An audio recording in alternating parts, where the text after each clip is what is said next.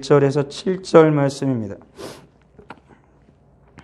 로마서 1장 1절에서 7절 말씀 같이 읽습니다. 예수 그리스도의 종 바울은 사도로 부르심을 받아 하나님의 복음을 위하여 특정함을 입었으니 이 복음은 하나님이 선지자들을 통하여 그의 아들에 관하여 성경이 미리 약속하신 것이라. 그의 아들에 관하여 말하면 육신으로는 다윗의 혈통에서 나셨고 성결의 영으로는 죽은 자들 가운데서 부활하사 능력으로 하나님의 아들로 선포되셨으니 곧 우리 주 예수 그리스도시니라. 그로 말미암아 우리가 은혜와 사도의 직분을 받아 그의 이름을 위하여 모든 이방인 중에서 믿어 순종하게 하나니 너희도 그들 중에서 예수 그리스도의 것으로 부르심을 받은 자니라. 로마에서 하나님의 사랑하심을 받고 성도로 부르심을 받은 모든 자에게 하나님 우리 아버지와 주 예수 그리스도로부터 은혜와 평강이 있기를 원하노라. 아멘. 로마서는 바울이 로마를 방문하기 전에 쓴 서신입니다. 그리고 로마 교회는 바울이 세운 교회가 아닙니다. 바울이 그곳을 들르지 못했고, 그래서 바울은 어찌하든지 간에 그 로마 교회에 다시 들러서 하나님의 예수 그리스도의 복음으로 다시 그들을 충만하게 하고 온전케 세우기를 원했습니다. 로마 교회는 누가 세웠는지 불분명합니다. 아마도 오순절 그때에 디아스포라 유대인이 이스라엘 예루살렘을 방문했다가 그 과정 속에서 아마도 예수를 믿고 다시 그가 로마로 돌아가서 복음을 전했고 거기에서부터 시초한 것이 아닌가라는 것을 합니다. 아니면은 예루살렘 교회가 큰 환란을 당할 때 수많은 이스라엘 백성들이 유대인들이 다 흩어졌을 때에 그때 로마로 다시 돌아간 그 유대인들 중에 누가 믿는 하나님의 백성이 교회를 세웠을 것이다 라고 말하는 이들도 있습니다. 아무튼 로마 교회의 시초는 불명하지만 주 예수 그리스도의 복음은 어느 누구인지 모르지만 그곳에 전해졌다는 것이죠. 바울과 같이 계획을 가지고 선교의 사명을 가지고 이방인들에게 복음을 전하여서 복음이 전해지는 그런 일도 있지만 하나님의 복음은 인간의 힘과 노력이 아닌 하나님께서 스스로 하나님의 사람을 정하시고 그의 의지이건 아니건 간에 그로 하여금 하나님의 복음을 전하도록 주님께서 역사하시기도 한다는 것이지요. 그러니까 오늘 사랑하는 그리스도인들은 하나님께서 내가 하나님께 뜻한 바를 두고 아주 큰 소명의 의식을 가지고 사명의 부름을 받아서 아주 계획적으로 계획을 세워서 그 일에 쓰임을 받는 이가 있는가 하면 내가 일상적인 삶을 하는 가운데서도 주 예수 그리스도의 복음을 전하는 하나님의 거룩한 일꾼으로 또한 쓰임을 받을 수 있다는 것입니다. 그러니까 전자이든 후자이든 간에 중요한 것은 한 가지죠. 내가 어떤 상황이든 예수 그리스도의 복음을 인하여서 하나님께 쓰임을 받기를 원한다면 먼저 내가 예수 그리스도의 복음에 대한 확신이 그리고 예수 그리스도에 대한 복음의 경험이 있어야만 한다는 것입니다. 바울이 지금 말하는 것처럼 성육신하신 예수 그리스도, 그리고 우리가 십자가에 박혀 죽으신 예수 그리스도, 그리고 부활하신 예수 그리스도, 그 예수 그리스도에 대한 확실한 믿음과 지혜와 지식이 있어야만 예수 그리스도의 복음을 전할 수 있는 자가 되어지고, 또한 그러한 복음을 전할 수 있다는 것은 믿음에 확실히 선 하나님의 백성이어야만 한다라는 것입니다. 그것이 중요한 것이지요. 그러기 오늘 살아가는 모든 우리들에게 바울이 로마 교회에 축복한 것처럼 하나님의 사랑하심을 받고 성도로 부르심을 받은 모든 자에게 하나님 우리 아버지와 예수 그리스도부터 은혜와 평강이 있어야 한다는 것입니다. 이러한 하나님의 은혜와 평강이 우리 가운데 있어야만 주님이 온전한 교회로 흔들리지 아니하고 견고하게 서서 악한 세대를 이길 수가 있다라는 것이지요. 이 로마 교회도 시대적 상황 속에서는 그리 썩 좋지 않은 환경 가운데 놓여 있었습니다. 이 그리스도인들에 대한 핍박이 점점 심해지기 시작한 때였고, 그리고 점점 세월이 갈수록 극도로 악한 자에서 핍박을 받아야만 할 상황에 놓여지게 된 거죠. 더군다나 로마도 그 모든 그 세력의 중심이었고 모든 길은 로마로 통한다라는 것처럼 로마의 세력이 전 세계에 효력을 미치고 있는 상황이기 때문에 황제 숭배를 비롯하여서 수많은 종교들이 난립해 있었던 것은 사실입니다. 그 가운데 그리스도가 예수를 믿는 그리스도인들이 그러한 무분별한 사회 속에서 온전한 믿음과 신앙을 가지고 거룩하게 살아간다라는 것 또한 굉장히 힘들었던 것이죠. 고린도 도시처럼 모든 문화가 중심이 되어져서 수많은 우상들과 타락의 도시도 일 경우에도 믿음을 그 가운데 순결하게 지켜내는 것도 어려웠지만 로마와 같이 모든 사상과 문물의 중심지인 모든 것이 고도로 발달된 그러한 도시 가운데에서 오직 예수 그리스도의 믿음으로 순결하고 거룩하게 살아간다는 것 또한 어려운 것이지요. 수많은 우상의 도시, 미개한 도시와 같은 분명히 발달했지만 수많은 우상을 섬기는 곳이든 오늘과 같이 고도로 발달된 산업 사회이고 그리고 지식의 총체로 불려지는 그런 사회라 할지라도 그곳에 살아가는 이들이 수많은 사상 속에서 이념과 철학과 관념 속에서 예수 그리스도를 믿는다는 건 결코 쉬운 것이 아니죠. 그리고 예수 그리스도를 온전히 믿고 오직 예수만이 구주시요 우리의 유일한 구원자라는 것을 전한다라는 것 또한 그러한 상황 속에서는 굉장히 어려운 것이죠. 오늘날에도 그렇지 않느냐라는 것입니다. 이런 난립하는 수많은 사상과 세계관 속에서 오직 예수가 구원자라고 말을 하면 굉장히 미개한 자인 것처럼 무식한 자인 것처럼 많은 이들이 대우를 합니다. 그리고 말을 하죠. 유직한 자는 그 모든 것을 다 골고루 받아들인다라고 이야기를 하는 것입니다. 기독교는 유일신이죠. 그렇지만은 로마에서는 단일신을 인정을 했습니다. 그러니까 수많은 신들 중에 어느 하나의 신을 섬기는 것에 대해서는 그라 뭐라 하지 않았던 거죠. 그렇지만 유일신이란 건 오직 신은 하나다라는 거거든요. 그러면은 세계관의 충돌이 있는 것입니다. 그러니까 많은 일들은 단일신을 주장합니다. 아니면 무교이즘, 수많은 신 중에 하나라고 이야기를 합니다. 그렇지만은 오직 예수 그리스도는 유일하신 하나님, 유일하신 신. 다른 것들은 다 신이 아니다. 인간이 만든 것에 불과하고 그리고 귀신의 마귀의 그런 모든 노름 속에서 살아간다라는 것을 분명하게 말하고 있는 것이죠.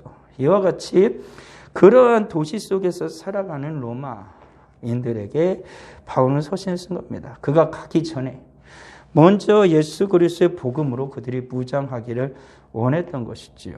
또한 바울은 로마의 그 교회가 굉장히 발달했고 부유했기 때문에 그 당시에 예루살렘이 굉장히 어려운, 예루살렘 교회가 굉장히 어려운 상황 속에 있어서 또 그곳에 들러서 많은 선교의 도움을, 그 구제의 도움을, 구제원금의 도움을 받고자 하는 목적도 또한 가지고 있었던 것이죠. 그러니까 바울은 두 가지의 목적을 가지고 이 로마서 서신을 쓴 겁니다.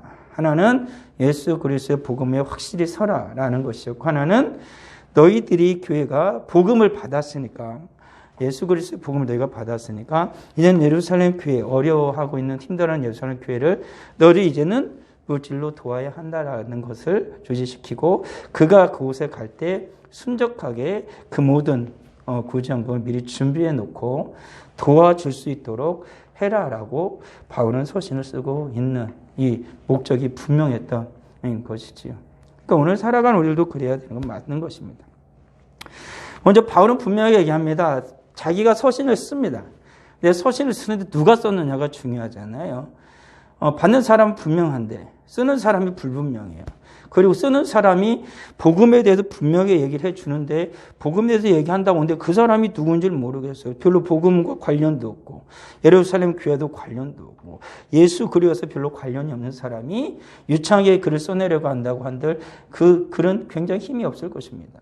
그렇지만 그 글이 때론 졸할지라도 누가 썼느냐가 굉장히 중요하죠. 오늘날에도 그러지 않습니까? 굉장히 비싼 그림, 굉장히 비싼 어떤 글들을 보게 되면 아무리 잘 그렸느냐, 아니면 얼마나 유창하게 썼느냐, 그것도 중요하지만 그보다 더 중요한 건 뭐냐, 누가 그렸냐, 누가 썼냐, 누가 스케치만 살짝, 피카소가 했는데 스케치만 살짝 했어. 그것도 아주 탁월한 때 그림을 그린 게 아니라 초창기에 스케치만 살짝 했어. 대생만 살짝 했어. 그래도 그 그림은 오늘날에 이름 없는 화가가 대형 화폭에다가 수많은 그 돈을 들여가지고 그림을 그린 것보다는 단 아주 작은 16절만 한 그곳에 스케치를 한 피카소의 그림은 훨씬 더 가치가 있고 비싸다라는 것이죠. 누가? 이게 중요한 것입니다. 누가 말한 거냐라는 것도 굉장히 중요하죠. 아무리 좋은 계획을 갖고 있어도 누가 그 계획을 말했느냐에 따라서 그 계획은 실행될 수도 있고 실행되지 않을 수도 있는 거죠. 이와 같이 바울은 이야기하는 겁니다. 쓰는 내가 누군가를 말하는 거죠. 바울이 쓰는데 자기의 신분을 말합니다. 지금 이 글을 쓰는 바울 자신을 예수 그리스도의 종이다라고 말을 합니다. 이 종이라는 것은 로마 사람들에게는 굉장히 익숙한 단어입니다. 이 종이라는 건 뭐냐면 주인이 있고 종이 있어요. 그러면 이 종은 주인에게 절대 복종합니다. 그렇지만 여기서 말하는 종은 단순히 무조건 함부로 부리는 노예이기도 하지만 주인과의 굉장히 밀접한 그런 인격적인 관계를 누리는 그런 종들도 있었다라는 사실인 것이지요. 그러니까 종이 반드시 자기 주인의 소속이었지만 그 로마의 법 속에서도 함부로 대할 수만은 없었던 것도 사실입니다. 그만큼 많이 발달된 사회였기 때문에 그런 거죠. 그래서 종이라는 건 뭐냐면 그렇지만 종은 분명히 주인의 소속이었다라는 거예요. 주인에게 속한 자, 주인의 뜻을 아는 자, 주인의 뜻대로 행하는 자, 그게 종이었어요. 그러니까 종이라고 하면은 로마 사람은 확실히 의식에 들어오는 겁니다. 오늘날처럼 그냥 일꾼 이런 게 아니라는 거죠. 옛날 우리나라 조선시대 같은 그런 완전 인격 발사라는 그런 의미도 아닙니다. 그 관계를 형성하는 것이에요. 그래서 예수 그리스도의 종이라고 하면 예수 그리스도와 아주 밀접한 인격적인 관계를 가지고 예수 그리스도의 말씀에 주님의 말씀에 온전히 순종하는 그러한 사람이라는 것을 분명하게 쓰고 있는 거죠. 그래서 바울은 로마서에서 예수 그리스도의 종이다라는 말을 굉장히 즐겨 쓰게 되어진 겁니다. 종 바울이다. 나는 예수님의 종이다. 다른 이들의 종이 아니라 예수님의 종이다. 황제의 종도 아니고 어느 게 속한 자가 아니라 나는 누구에게 속했다. 오직 누구에게 예수에게만 속했다. 라는 의미가 또 종에게 있는 거죠. 철저하게 주인에 속한 거니까. 그러니까 나는 다른 데 속한 사람이 아니고 예수에게만 속했다. 라는 것을 분명하게 주시켜 주는 겁니다. 오늘날 우리는 그걸 분명해야 되는 거죠. 우리 예수 그리스도의 종, 사람들은 종이다 그러면 굉장히 싫어합니다. 그렇지만 수많은 단어 가운데에 종이라는 여러 가지 뜻 가운데 중에 가장 중요한, 가장 그리고 복된 그러한 의미로 쓰여지는 종은 예수 그리스도의 종밖에 없습니다. 세상의 수많은 것에서는 자유함을 얻기를 원하나 예수 그리스도의 종이 되어지는 것은 성도의 가장 큰 영광이고 마땅히 그래야 되는 겁니다. 근데 너무나도 많은 이들이 예수 그리스도의 종이어야 하는데 예수 그리스도의 종에서 벗어나고 싶은 거죠. 내가 왜 예수 그리스도의 종이 되어야 하느냐. 나도 인격이 있고 나도 생각이 있고 나도 하고 싶은 게 많은데 왜 내가 굳이 예수의 종이 되어야 하느냐라고 말하는 이들이 참 많습니다. 그래서 이러한 단어를 굉장히 싫어하죠. 그래서 하나님의 친구, 하나님의 아들, 예수님의 친구 그런 것들은 굉장히 좋아합니다. 그렇지만 성경에서 엄격하게 말하면 예수 그리스도의 종이고 하나님의 백성이 시작이 됩니다. 그것이 먼저인 것이죠. 그것이 아니고서 다른 것을 먼저 하게 되어지면 인간은 굉장히 교만해집니다. 첫 번째 자기 신분을 알아야 돼요. 예수 그리스도의 종이에요. 맞아요. 왜 그러냐면 예수님이 우리 핏값으로 샀거든요. 샀어요. 그게 종이거든요. 주님이 샀어요. 주님 거라는 거야. 근데 예수님이 친구라고 불러주는 거예요. 친구처럼 대해주는 거지. 형제로 부르고 형제처럼 대해주는 거지. 넌 내 이제 형제야. 라고 주님 말을 해주는 거지. 내가 예수님 가서 어이 형제 합시다. 어이 친구 합시다. 이게 아니라는 거야. 예수님이 이미 우리의 원래 본래의 신분은 종의 종. 예수님의 종. 그것을 잊어서는 안 되는 것이지요. 그리고 예수님 우리를 형제 삼아 주신다는 조건하에 하나님의 자녀가 되는 거예요. 근데 그것을 자꾸 잊어버려요. 예수 그리스도의 종이 되지 않는 한은 예수님의 친구도 될 수 없고 예수님의 형제도 될 수 없어요. 그거를 망각해서는 안 된다는 것입니다. 그래서 철저하게 예수의 종이라는 걸 알아야 신앙이 안 흔들려요. 아, 난 예수님의 종이지. 그래, 난 예수님의 뜻대로 해야 돼. 친구 사이의 관계에서는 야, 나 그거 싫은데 야, 왜 할 수 있지 않습니까? 아, 나 그거 거절하겠어. 야, 난 다음에 약속 있으니까 다음에 만나자. 형제들 가운데 그럴 수 있잖아요. 형, 난 이거 싫은데 라고 말할 수 있지 않습니까? 그렇지만 종 그게 안 된다는 거예요. 절대적으로 주인의 뜻을 따라야 되고 주인의 원하는 바가 무엇인지 그 마음을 헤아려야 한다는 것입니다.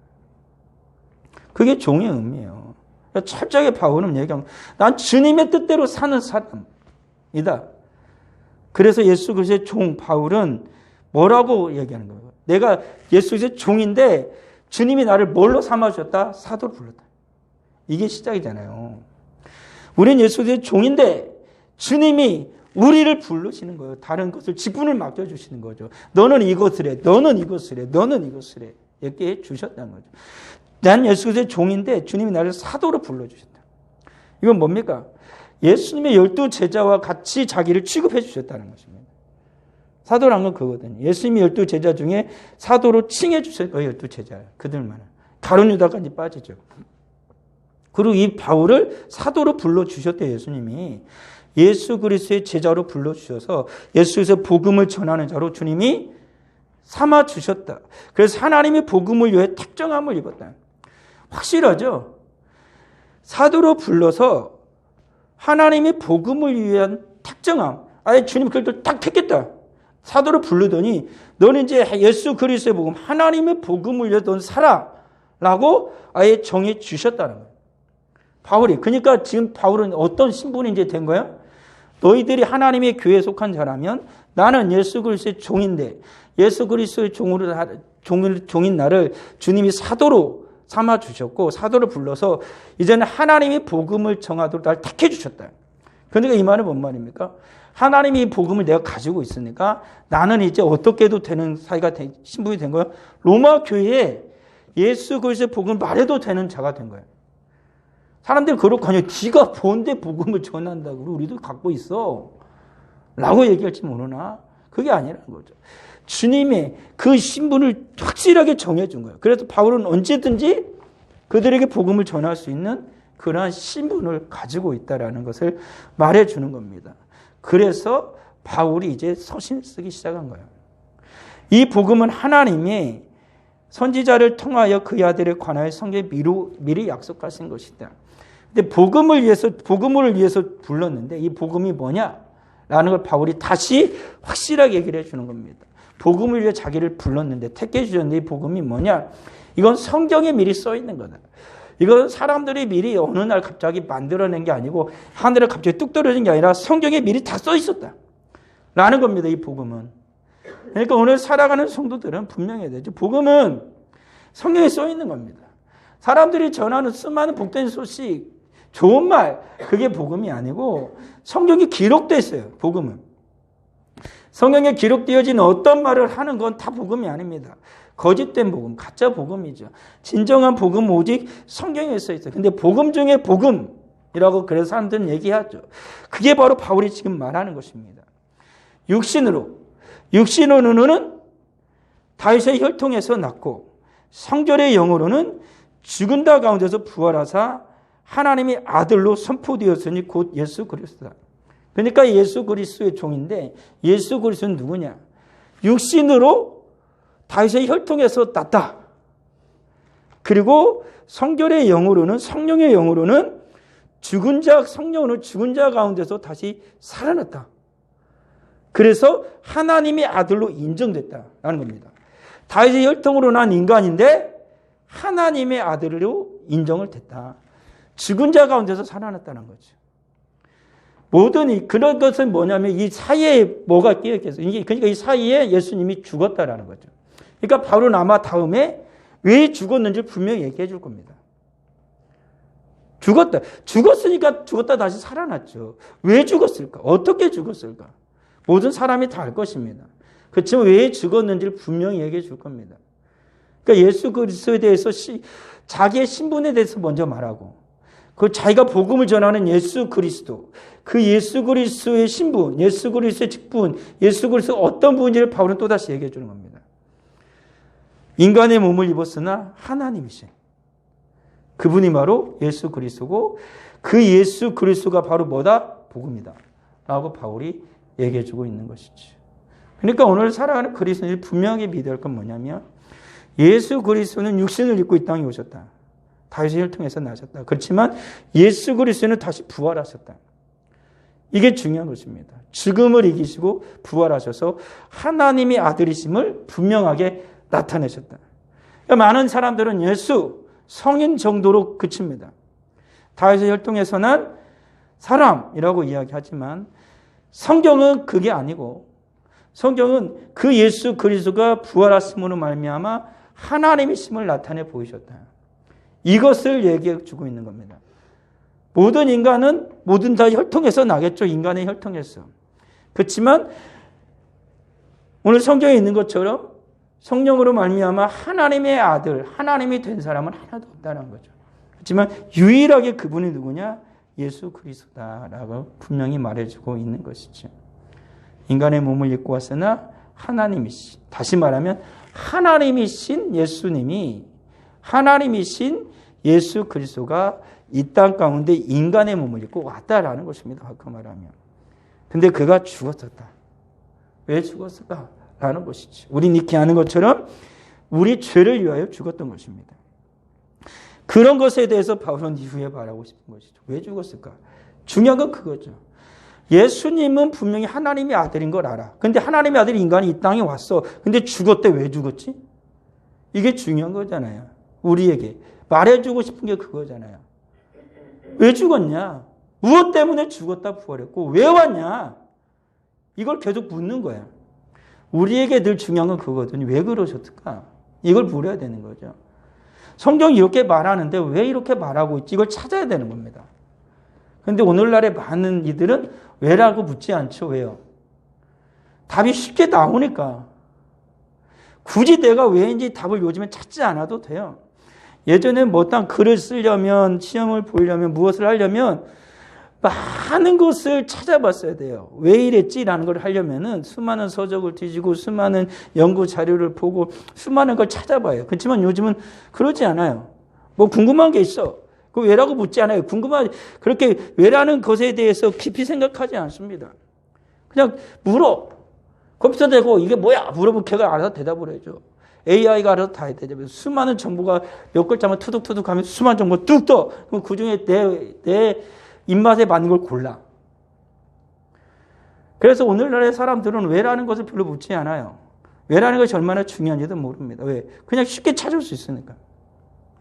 소위 말하면 이런 거예요. 옛날에는 내가 어떤 요리를 해먹고 싶어. 그럼 요리에 대해서 뭡니까? 요리를 하는 그런 방법이나 그런 것도 없어. 그러면은 그는 맛집을 가든지 누구에 물어봐가지고 열심히 배우든지 아니면 여러 가지 해가지고 어떻게 찾아서 요리를 계속 찾아가. 근데 어느 날 보니까 요리가 있어. 그리고 요리 재료를 뭘 써야 되는지 이렇게 나와 있는 재료 목록이 있네. 근데 그걸 가지고 해보니까 맛있어. 근데 요즘에는 밀키트가 나와. 가지고 가면 그냥 골라다 그냥 끓이기만 하면 돼. 그럼 맛있는 걸 먹을 수 있어. 왜라는 걸 점점 사람들은 왜라는 걸 잊혀져 가게. 그러니까 사회가 발전하면 가장 큰 문제 중에 하나가 뭐냐면 사람을 단순하게 만들죠. 그러니까 깊은 지혜와 지식에 대해서 왜라는 걸 묻지 않으면 인간의 머리는 다른 것에 분명히 왜라는 걸 물을 겁니다. 아니 묻지 않으면 바보가 되고. 그래서 대부분의 사람들은 바보로 전락하고 많은 사람들의 아마도 성경대로 가면 가장 인간을 부리려고 하는 악한 자들은 저 인간들을 어떻게 하면 잘 부릴 수 있을까라는 것에 왜라는 걸 묻기 시작할 겁니다. 그리고 많은 이들은 그냥 아무 생각 없이 따라가요. 마치 예수가 십자가에 못 박으라고 죽일 때 왜 열심히 죽어야 되는데 묻는 이가 하나도 없었던 것처럼. 인간들은 그렇게 모든 자들의 선동에 넘어가는 거죠. 오늘날의 세상 사람들이 쉽게 선동에 넘어갑니다. 생각을 안 해요. 눈에 보이기에 좋고 자기 귀에 들리기에 좋으면 무조건 그게 진리라고 생각을 해요. 왜라고 묻지 않습니다. 왜라고 묻는 순간 너 뭐야? 쟤 죽여. 이러고 끝나는 거예요. 왜라고 묻지 마. 요즘 학생들도 선생들이 제일 싫어하는 질문 중 하나 뭐냐. 왜요? 이 말 싫어합니다. 찾아봐. 이러고 끝내죠. 왜요라는 질문도 하고 왜요라는 질문도 대답하기도 싫어합니다. 사회가 부조리해진 거죠. 성경은 왜요라는 걸 계속 묻게 합니다. 그리고 답을 줍니다. 성경에서 찾게 합니다. 그게 그리스도인의 본분이에요. 왜? 라는 걸 그리스도인들이 자꾸 안 물어요. 왜라는 것을 자꾸 주님의 말씀 앞에서 묻게 되다 보면 결국에는 그리스도인들은 복음 앞에 서요. 십자가 앞에 서요. 그리고 주님의 은혜 가운데 젖어들게 돼요. 근데 안 물어요. 그러면 어떻게 해요? 지 맘대로 하는 거지. 자기 뜻대로 하는 거예요. 그게 문제거리가 되어지는 것입니다. 그게 바로 예수 그리스도다. 그로 말미암아 우리가 은혜와 사도의 직분을 받았다. 누구로 말미암아? 이 예수로 말미암아. 나는 예수의 종이고 예수께 나를 사도로 불렀는데 그 예수는 바로 이러한 분이다. 성신이 나있고 하나님의 아들이신 그 예수님이 나를 사도로 불렀다. 그 예수. 지금 온전한 복음이신 예수가 우리에게 사도의 직분을 주셨고 나는 그 사도의 직분을 받았고 나는 지금 예수 그리스도의 이름을 그의 이름을 위하여 모든 이방인 중에 믿어 순종하게 한다. 나는 지금 그 예수 그리스도의 이름을 위해서 이제는 예수님이 나를 구원하신 예수 그리스도, 나를 부르신 예수 그리스도, 나에게 직분을 주신 예수 그리스도의 이름을 위해서 이 이름을 위하는 건 굉장히 중요한 것입니다. 이 당시에서 로마 황제의 이름은 모든 것을 다 통용되게 하는 거죠. 오늘날 같이 뭐 이름 하면 뭐 별거 없으니까 여러 가지 이름을 바꾸기도 하고 그러지만 이 당시는 굉장히 중요합니다. 뭐 요즘에 뭐 연예인들이 자기 이름 바꿔가지고 막 쓰기도 할지 모르지만 소위 말하면 대통령의 직인, 대통령의 인장이 딱 찍히기 시작하면은 옛날에 왕의 인장이 찍히면은 그것도 뭐 말할 것도 없습니다. 그냥 빼박이죠. 그와 같은 걸 얘기하는 겁니다. 로마 황제의 이름이 얼마나 권위가 있느냐. 근데 바울은 이야기하는 거죠. 예수 그리스도의 그 이름을 위해서다. 예수 그리스도의 이름을 위해서 나는 지금 이방인들에게 예수 그리스도의 복음을 전하고 그들 믿어 순종하게 한다라고 얘기하는 겁니다. 그 이름을 위해서. 그 이름의 영광을 위해서. 예수 그리스도의 이름이 바울을 불렀고 바울을 바울되게 했고 바울을 사도로 삼았고 이제는 바울은 어떻게 합니까? 그 이름을 위해서 예수 그리스도의 이름을 위해서 그는 지금 모든 일을 한다는 것입니다. 자기 이름을 내기 위해서가 아니라 황제의 이름을 내기 위해서가 아니라 어떤 단체의 이름을 내기 위해서가 아니라 누구의 이름을 위해서? 예수의 이름을 위해서. 오늘날의 많은 이들은 자꾸 예수의 이름을 위해서를 잊어버리죠. 왜 그럴까요? 맨 앞에 바울이 말한 것처럼 내가 종이란 걸 잊어버리는 거야. 종은 주인을 위해서 하는 겁니다. 주인의 이름을 위해서. 근데 자꾸 잊어버려요. 그러니까 바울은 먼저 얘기했잖아요. 난 예수 그리스도의 종이다. 그러니까 나는 누굴 위해서? 누구의 이름을 위해서? 우리 주인의 이름을 위해서. 우리 주인을 위해서 일한다. 라는 걸 얘기하는 거죠. 무엇 때문에 사는 거예요? 무엇을 위해서 사니? 라는 겁니다. 무엇을 위해서 그렇게 공부하니? 라는 것에 대해서 우리가 확실한 믿음과 주를 믿는 믿음이 온전한 신앙이 있으면 우리의 모든 삶의 상황은 완전히 달라질 것입니다. 내가 그 이름을 귀히 여기는 만큼 내 삶의 무게는 정해지는 거죠. 새털처럼 가벼운 그런 삶을 살아가는 자들은 예수 그리스도의 이름의 무게가 새털처럼 가벼운 것입니다. 바람에 날려도 휘날려가는 갈대와도 같은 것이죠. 깃털과도 같은 것입니다. 그러니까 막 날아다니는 거예요. 그렇지만 예수 그리스도의 그 이름의 무게를 가진 자는 그 무게의 그 무거운 만큼이나 그는 주 예수 그리스도의 이름에 딱 붙어서 주의 이름의 영광을 위해서 자기 인생을 고민하며 살아가는 자가 되는 것이죠. 많은 그리스도인들이 자기 인생에 대해서 고민하지 않고 자기 미래에 대해서 확실하게 고민하지 않는 이유는 예수 그리스도의 이름의 무게를 모르기 때문에 그렇습니다. 예수 그리스도의 십자가의 그 무게를, 예수 그리스도의 부활의 영광의 그 무게를 알지 못하기 때문에 그래 살아가고 있다라는 것이죠. 바울은 예수 그리스도의 이름을 위해서 지금 내가 알지도 못하고 세우지도 않은 그 교회까지 지금 뭐한다? 복음의 서신을 쓰고 있고 나는 너희 교회도 찾아가고 싶다. 나와 관련도 없는데 자기가 세운 교회만 돌아보기도 한참 바쁠 텐데 힘겨운 투쟁을 해야 할 텐데 그럼에도 불구하고 이 로마에 가기를 원한다라고 이야기를 하는 겁니다. 너희도 그들 중에서 예수 그리스도의 부르심을 받은 자다. 바울이 그렇게 열심히 예수 그리스도 이름을 위하여 이방인의 복음을 전하는데 너희도 똑같다. 자기가 복음을 전하지 않았지만 너희도 뭐라 합니까? 예수 그리스도의 것으로 부르심을 받았다. 나나 너나 내가 세운 다른 이방인 교회나 너희 로마 교회나 다 누구의 부름을 받았다? 예수 그리스도의 부름을 받았다. 그러니까 우린 다 똑같다는 것입니다. 그러니까 바울이 지금 예수 그리스도의 분을 받아서 사도로 분을 받아서 이 서신을 쓰는 자기 이 서신을 이 로마 교회는 또한 그러면 어떻게 됩니까? 당연히 읽어야죠. 당연히 들어야죠. 바울이 그리고 예수 그리스도의 이름으로 그 교회를 방문할 때 그는 당연히 주님의 몸된 교회를 위해서 어떠한 구제를 하는 것이 마땅한 것이고 그들은 또한 그렇게 하겠다라고 얘기를 한 것입니다. 이 모든 것을 가능하게 한 게 뭡니까? 예수 그리스도의 이름이라는 것이죠. 이게 바로 예수 그리스도의 이름의 능력입니다.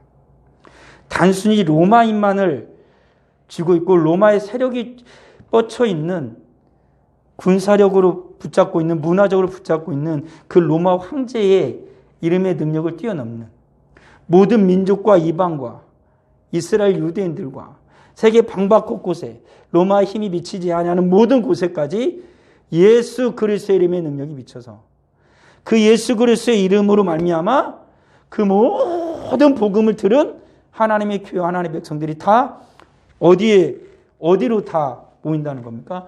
예수 그리스도의 이름 앞에 모인다는 것입니다. 이게 굉장히 놀라운 것이죠. 오늘 세계 모든 교회는 누구의 이름 앞에 모입니까? 예수 그리스도의 이름 앞에 모입니다. 그리고 종국에는 그 교회뿐만 아니라 모든 자들이 예수 그리스도 이름 앞에 무릎을 꿇을 거라고 말합니다. 왜 그럴까요? 복음으로 부름받은 자뿐만 아니라 모든 생명의 주인이 누구인 걸 또 보이니까 하나님이신 걸 하나님께서 보이시기 때문에 그런 것이죠. 진짜 주인은 예수를 믿는 자들의 주인뿐만이 아니라 모든 생명의 주인이 누구다라는 거예요? 하나님, 예수 그리스도라는 거죠. 그러니까 그분 앞에 무릎을 꿇는 거예요. 그거를 잊어서는 안 되죠. 근데 인간들이 그걸 인정하기 싫고 벗어나고 싶은 거예요. 그래서 하나님께서 그것을 인정할 자들을 부른 게 그리스도인인데 그리스도인도 인정하지 않으려 하면 이 세상이 어찌 되겠느냐라는 것이죠. 주님의 뜻을 어기는 자들에게 어떤 은혜가 있겠느냐라는 것입니다. 그래서 그 부르심을 받은 자들에게 바울은 이야기하는 거예요. 그래서 7절을 이야기하는 거예요. 이 부르심을 받은 자들이 하나님의 사랑받은 자고 성도로 부름을 받은 모든 자들에게는 하나님 아버지와 예수 그리스도부터 뭐가 있을 거다? 은혜와 평강이 있을 거다라고 말하는 겁니다. 누구에게? 이 세계에 가는 수많은 모든 사람 가운데에 하나님 앞에 예수 그리스도 이름으로 부름을 받은 자들에게 누구의? 사랑의 주님과 우리 예수 그리스도의 그 은혜와 평강이 믿는 자들에게 주어진다라고 바울이 이야기하는 거예요. 오늘 살아가는 그리스도인들에게 이 하나님의 은혜와 예수 그리스도의 평화가 주어지는 거예요. 혼란스러운 세상 가운데에 무분별한 세상 가운데에 진정한 은혜는 믿음의 자녀들에게 하나님이 주십니다.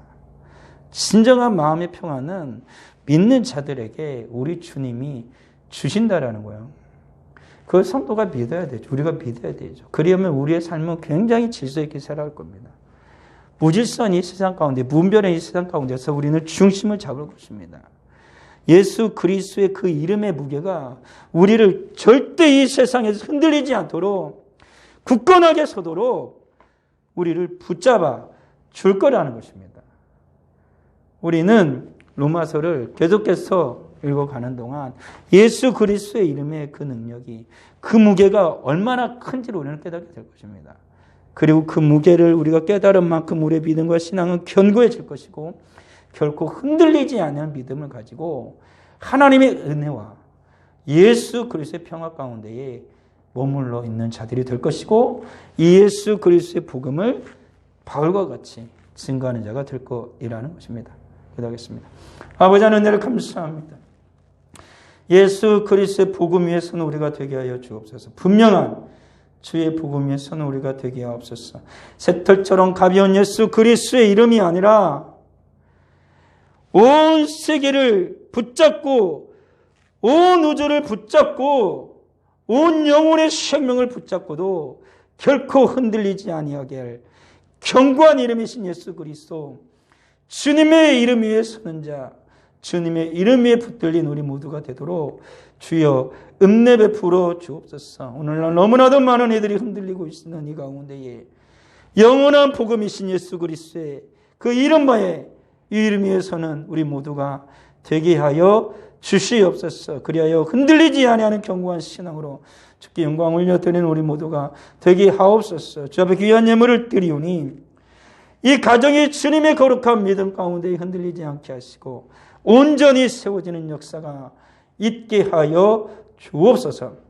우리 사랑하는 모든 성도들, 영상으로 제 말씀을 듣는 모든 자들에게 또한 주님 은혜 부어주셔서 온전한 믿음으로 서게 하옵소서. 그냥 귓가에 흔들리는 것이 아니라 주님의 음성이 들려지는 복된 말씀이 되도록 또한 역사하여 주옵소서. 모든 고난과 고통당하는 자들에게 주님 함께해 주시고 은혜 베푸시고 저를 또한 불쌍히 여겨 주옵소서. 예수님의 이름으로 기도합니다.